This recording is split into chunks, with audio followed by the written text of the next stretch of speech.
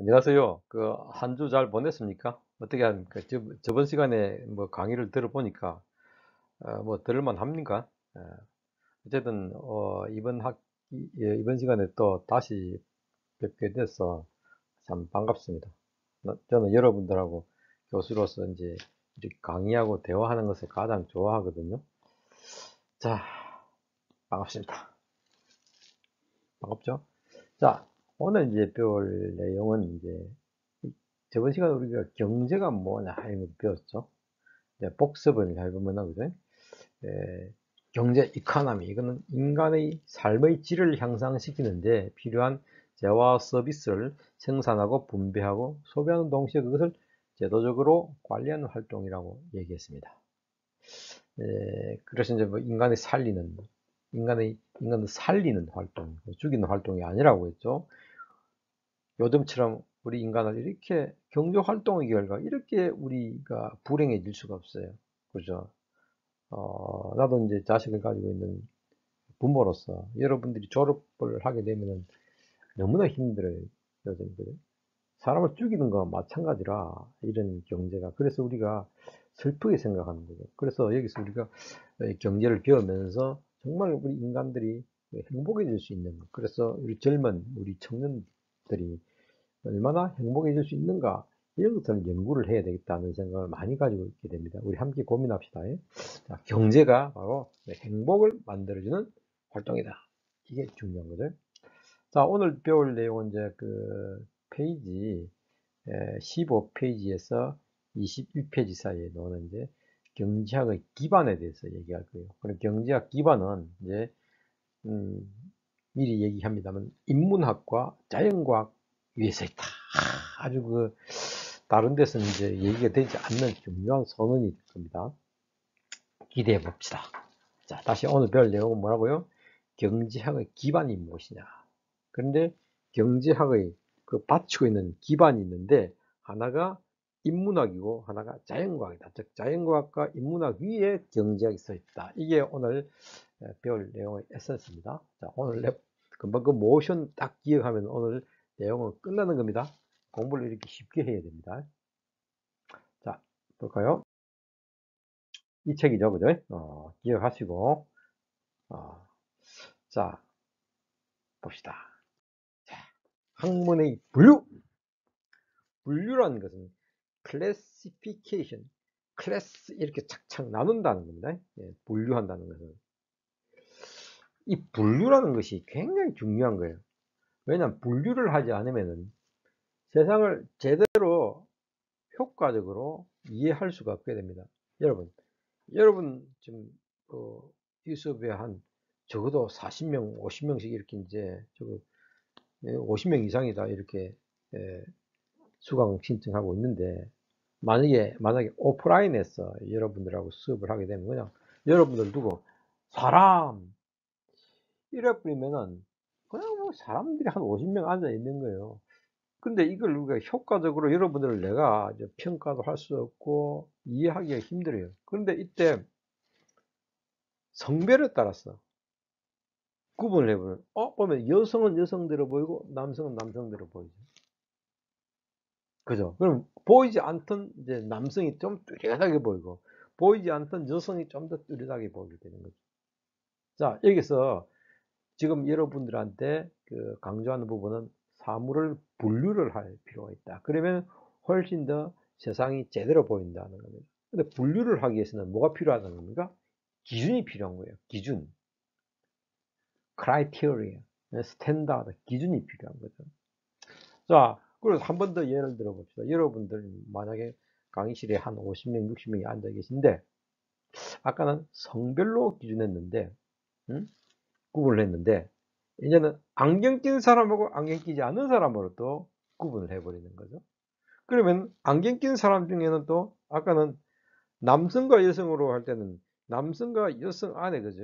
안경 낀 사람, 안경 안 낀 사람이 있었는데 지금은 어떻게 됩니까? 안경 낀 사람 하니까 남성과 여성이 함께 또 들어가게 되는 거죠. 그러면 이 사람들은 죄송합니다. 눈이 나쁜 사람이구나. 여기는 시력이 좋은 사람이구나. 이런 특성을 읽어낼 수 있는 거죠. 이해하시겠습니까? 자, 중요한 것은 사물을 우리가 제대로 특성을 이해하기 위해서는 분류가 필요하고 그 분류를 위해서는 기준이 필요하다. 이게 지금까지 한 내용의 중요한 핵심이 되겠죠. 이런 걸 잊어버리면 안 됩니다.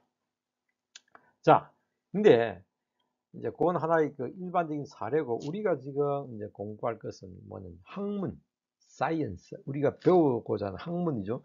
여러분들 다 무슨 과 학문이죠. 무슨 컴퓨터 공학과, 아니면 간호학과, 아니면 호텔 경영학과, 뭐 법학과, 뭐 등등 이렇게 학문이 있죠.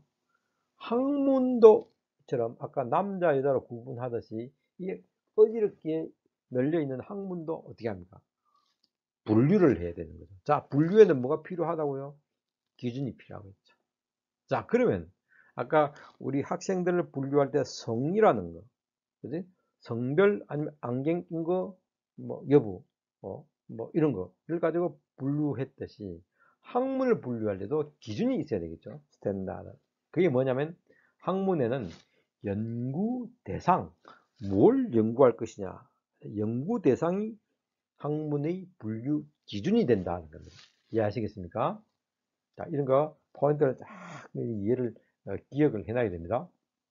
자, 먼저 연구 대상이 우리 인간이 된다고 합시다. 나나 여러분들, 아니 인간의 여러 어떤 집단들, 인간을 연구 대상으로 삼으면 그걸 뭐라고 부릅니까? 바로 인문학이라고 부릅니다. 표 1-1에 나와있죠. 오늘은 그러니까 저번 시간에는 2장부터 했지만 오늘은 이제 순서에 따라서 1장부터 이제 들어갑니다. 순서를 이제 1장부터 들어간다고 생각하면 됩니다. 처음부터입니다. 자, 인문학 이 뭡니까? 인간을 연구 대상으로 하는 거죠. 그러면은 그 인간은 뭐 연구가 될 때 나는 누구인가? 인간은 무엇인가? 인간은 무엇으로 사는가? 뭐 이런 철학적인 질문이 되겠죠? 또 인간이 있지 한 명만 있지 않고 여러 사람이 모이면 이걸 뭐라고 봅니까? 사회라고 불러요. society, 사회. 그죠? 인간 항상 사회 속에서 살게 돼 있어요. 이런 사회가 연구 대상이 되면 이걸 우리는 사회과학이라고 부릅니다. 자, 다시 지금 뭘 하고 있습니까? 우리는 학문을 분류하고 있고 그 분류할 때 기준은 연구 대상이라는 거. 그러면 마지막에 이제 인간과 인간 집단 이제 그다음 뭡니까? 자연 환경이죠. 자연이 연구 대상이 될 때 우리는 그걸 자연과학이라고 부릅니다. 이제 아시겠죠? 학문을 분류해야 된다. 그래야 그 학문 특성을 제대로 이해할 수 있다는 겁니다. 목적이 더 잘 이해하기 위해서 분류하는 것이지 쓸데없이 분류하는 거 아닙니다. 그죠? 자, 그러니까 이제 사례가 어떤 거 있습니까? 인간이 연구 대상이 되는 인문학에는 문사철하는 문학, 역사, 철학 이런 것들이 이제 인문학에 속하겠죠. 그 다음에 이제 사회과학에는 경제학 우리가 배우는 그 다음에 정치학, 사회학 아니면 여러분들이 지금 그 호텔 경영 이런 것도 다 사회과학에 속하게 되겠죠. 그러면 이제 자연과학은 뭐냐? 수학, 물리학, 생물학 이런 거고 그 다음에 또 여러분 공대 학생들 같은 경우 그죠? 아까 또 법학, 행정 이런 것들도 다 사회과학에 들어가는 겁니다.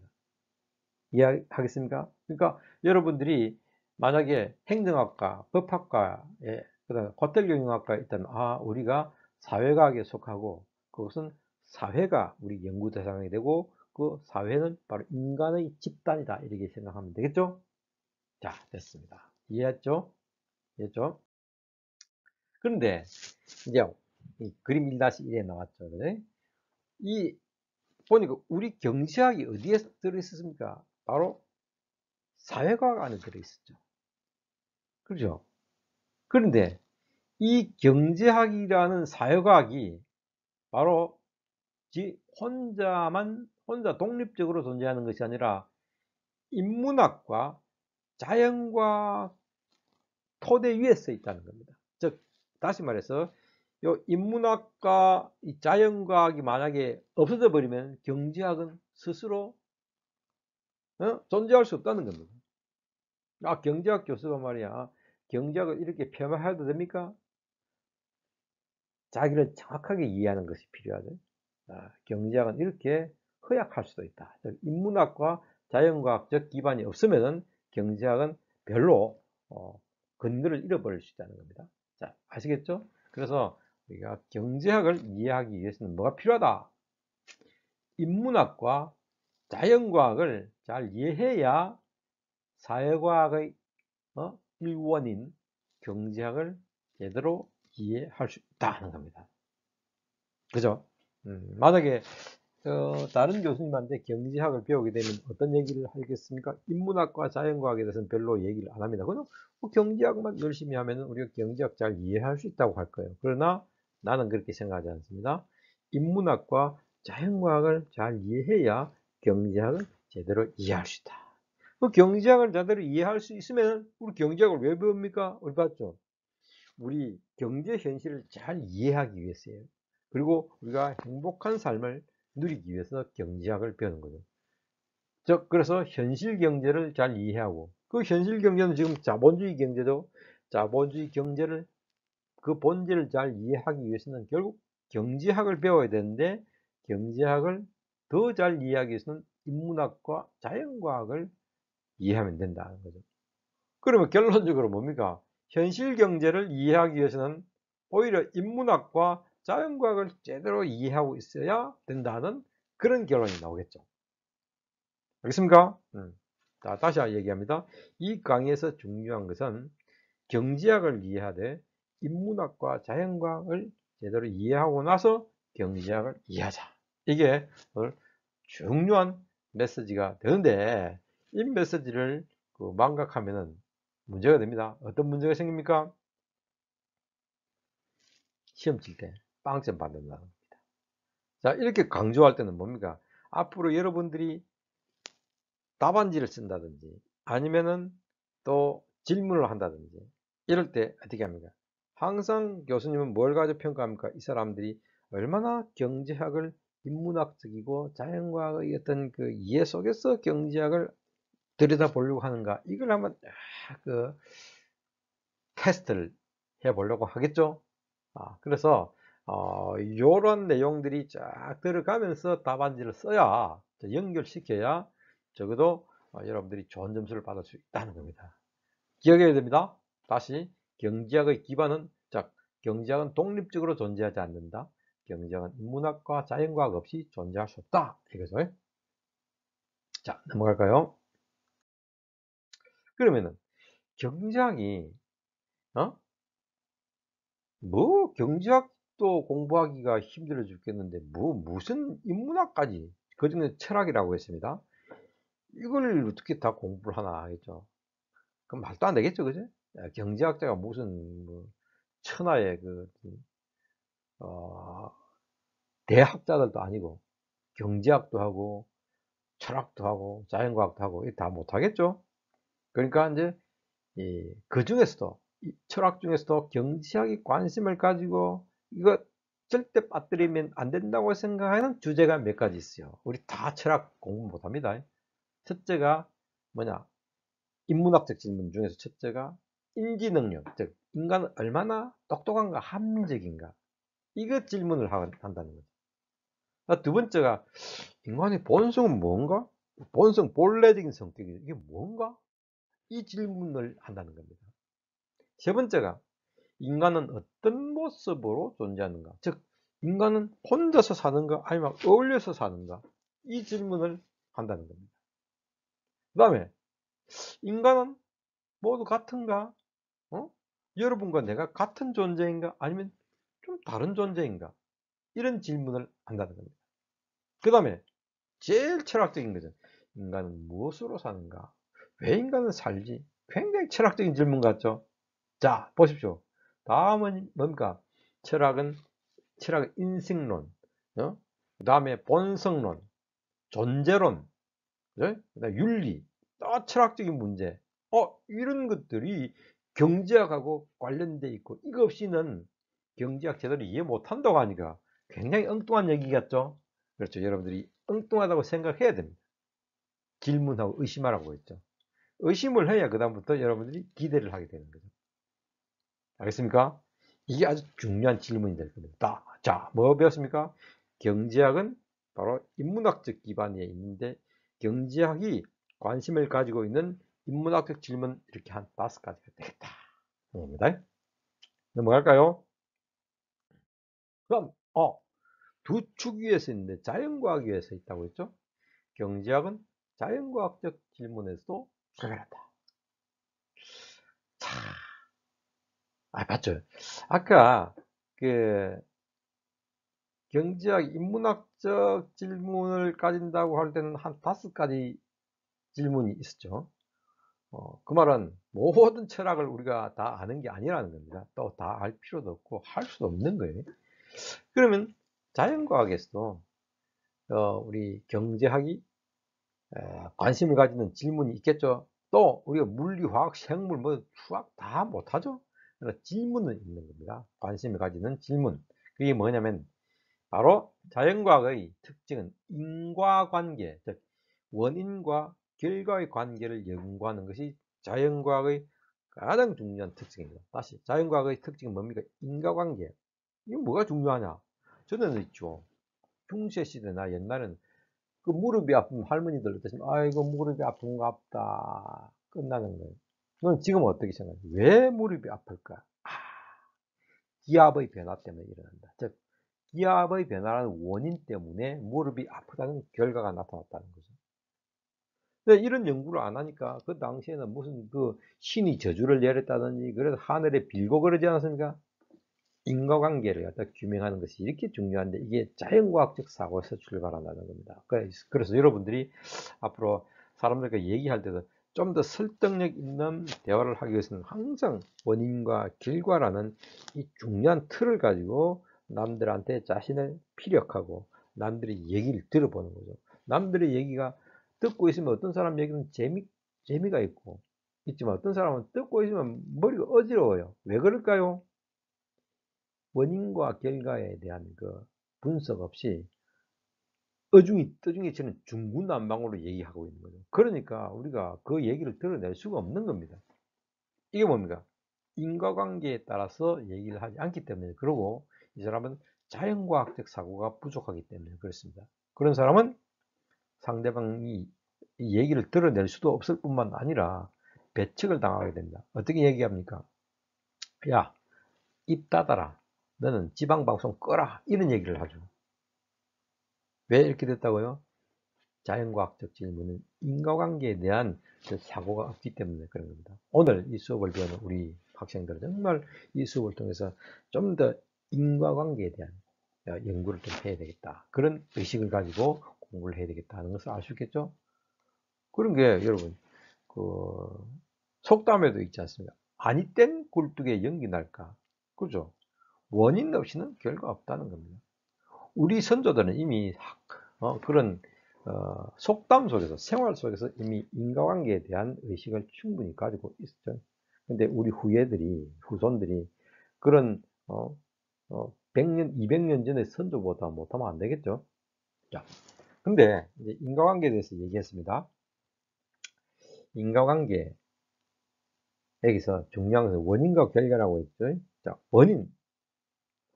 원인이 어떤 결과가 나타났는데 그 원인이 하나라고 생각하는 사람이 있고 어떤 사람은 아니야 여러 가지가 있어 이렇게 생각하는 사람이 있습니다. 그렇죠? 네. 즉 원인의 수는 몇 가지인가 하는 것이 인과관계에서의 첫 번째 질문이 됩니다. 자, 경제학의 자연과학적 기반에 대해서 얘기하고 있습니다. 두 번째, 원인이 만약에 여러 가지라고 한다면 이 원인들은 서로 어떤 관계를 가질까? 이런 거죠. 이런 질문을 하는 겁니다. 아직까지 여러분들이 그죠? 이게 뭐 그리 중요한가? 이런 의심을 가지게 되겠죠? 다음에 한꺼번에 다 알 수 없어요. 이 정도 질문만 해놓고 조금 기다리면 됩니다. 그 다음에 이제 결과로 넘어갈까요? 결과는 하나일까? 아니면 여러 가지일까? 우리는 원인이 있으면 결과는 하나라고 생각했는데 다양한 결과가 나와요.